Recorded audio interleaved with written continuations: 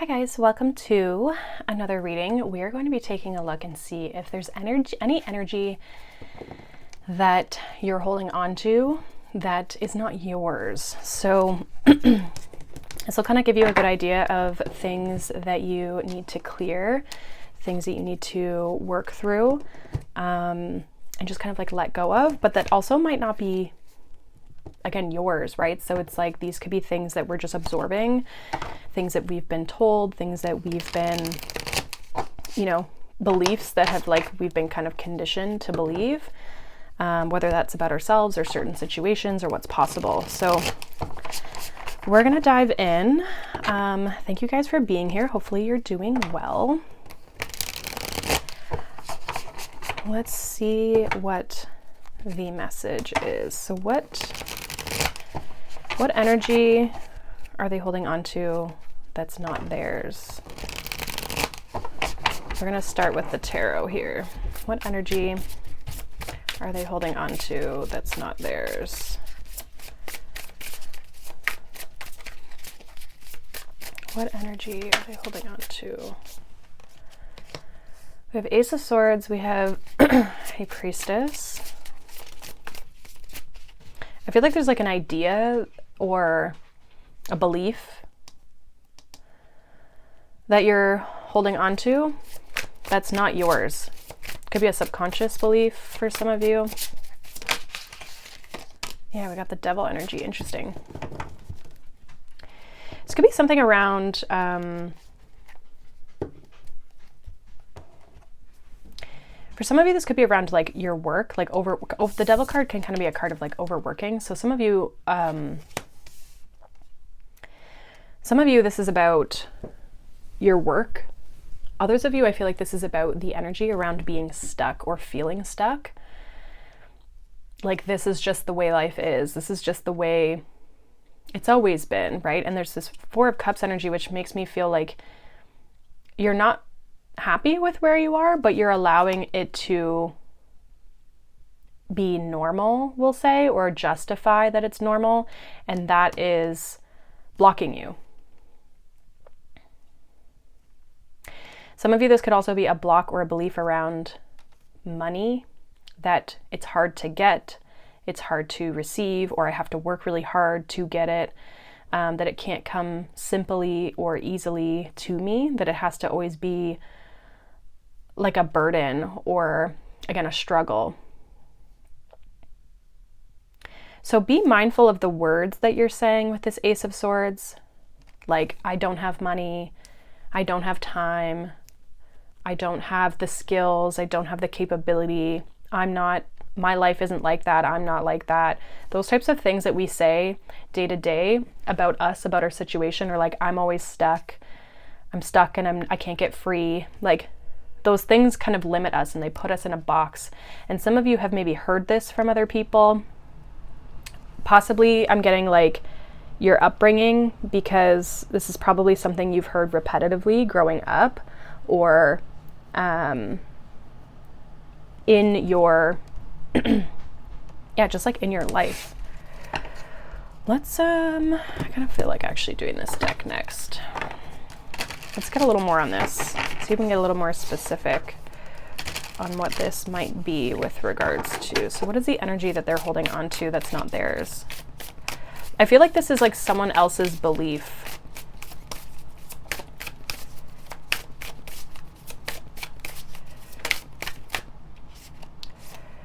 We have Seek Healing with the Healing Moon. And we have Moonflower, Take a Risk. Yeah, for some of you, this is about like feeling stuck in things. Feeling stuck when it comes to your path, where you are, and you tell yourself, or you've been told, or you now tell yourself this because it's what you will say learn to do. You tell yourself that you're stuck. You tell yourself it's hard to break free. You tell yourself it's challenging for you to get out of a situation, or you're just always caught in this loop and you can't get out. Like it's with the words that you're saying and the thoughts that you believe that prevent you from taking a risk, that prevent you from breaking the cycle, doing the thing that would break the cycle. I feel like this has like become a deeply rooted habit, a deeply rooted pattern that, again, you have found yourself in repetitively, like a cycle, that again, it's like you're having a hard time stepping out of it. But the reality of it is that the pattern isn't you. The pattern isn't really your truth. It's what you've, again, learned or heard or seen growing up.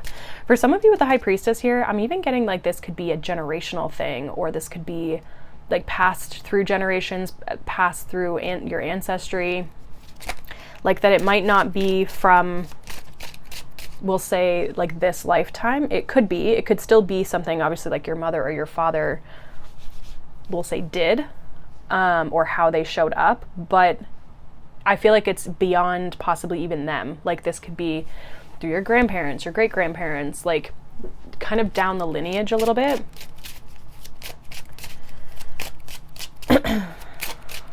What energy are they holding on to?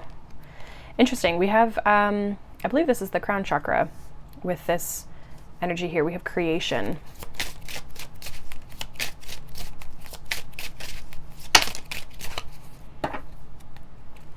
And then we have the third eye chakra with forgiveness.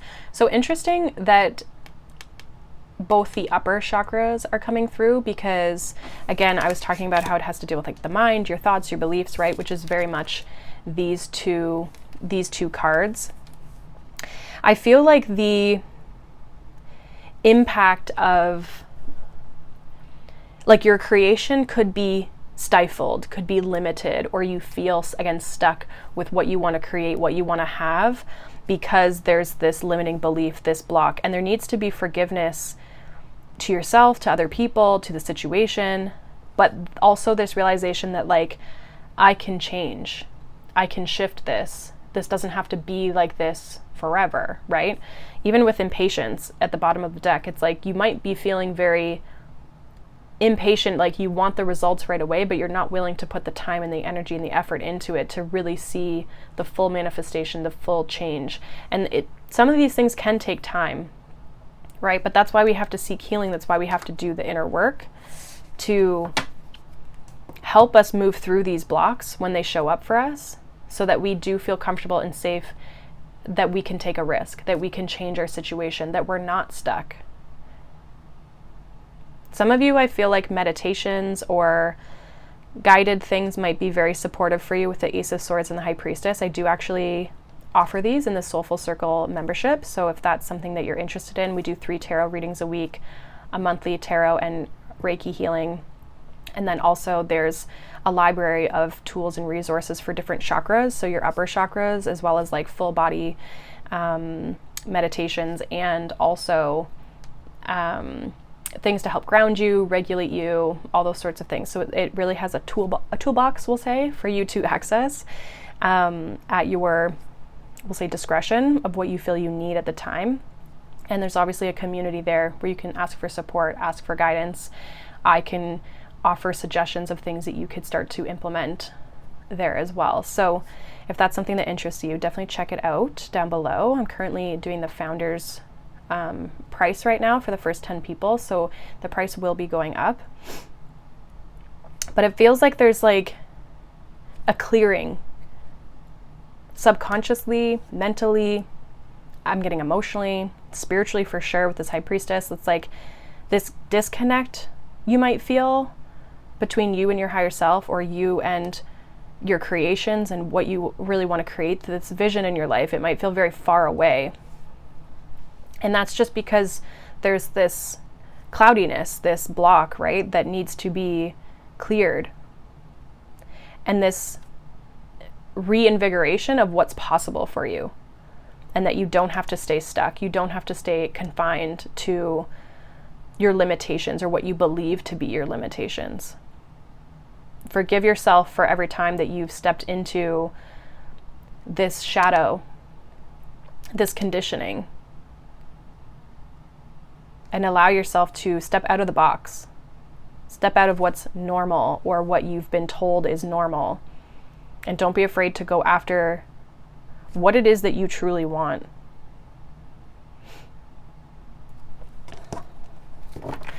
See if there's any additional advice here for you.